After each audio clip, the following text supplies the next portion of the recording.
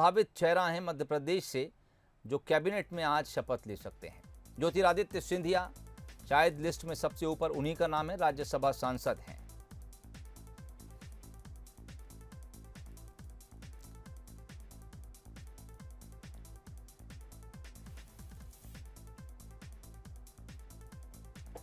इसके अलावा और संभावित चेहरों पर अगर बात की जाए, नारायण टाटू हैं, सर्बानंद सोनवाल हैं। ये तमाम वो नाम हैं जो आज शाम 6 बजे मोदी कैबिनेट में शामिल हो सकते हैं। सर्बानंद सोनवाल, रामचंद्र प्रसाद सिंह, अश्वनी वैष्णव, अगला नाम पशुपति कुमार पारस है। शाम 6 बजे का इंतजार इन तमाम लोगों को आज रहेगा। किरण रिजिजू,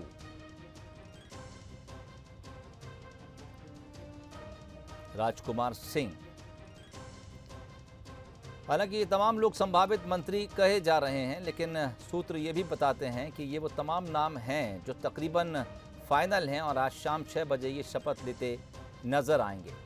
न्यूज़ हेड शरद द्विवेदी इस वक्त हमारे साथ फोन लाइन पर जुड़ गए हैं। शरद जी, अब कई नाम सामने आ चुके हैं। संभावित कहें या फिर ये कहें कि नहीं मोहर लग चुकी है? मोहर लग चुकी है, ये कहना ज्यादा उपयुक्त होगा जी।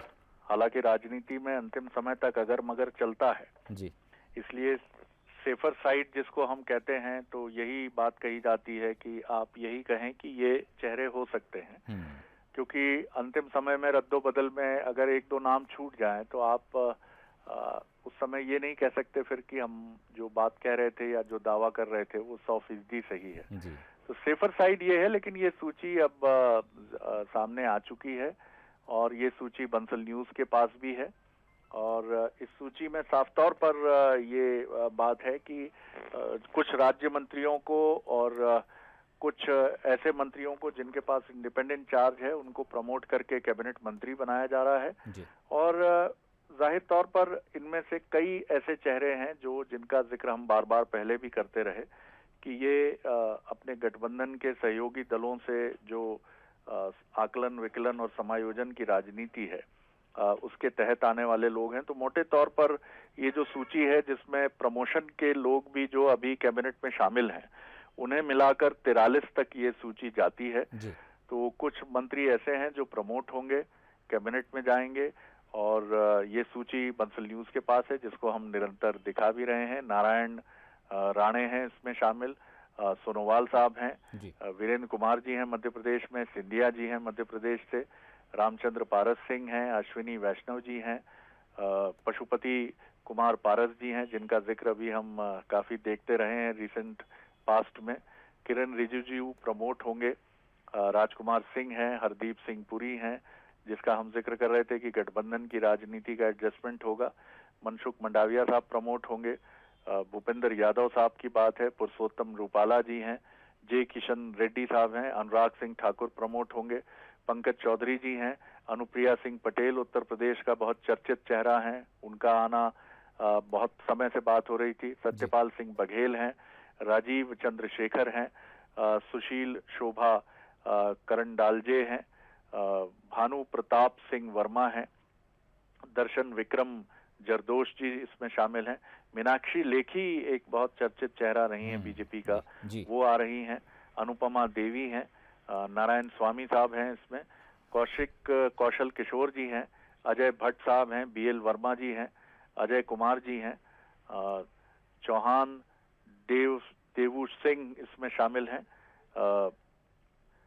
भगवंत खूबा जी हैं, कपिल मोरेश्वर पाटिल जी हैं, सुशील प्रतिमा भौमिक हैं, सुभाष सरकार हैं, भगवंत किशोर कराट जी हैं, राजकुमार रंजन सिंह हैं, भारती प्रवीण पवार हैं, विश्वेश्वर टूडू हैं।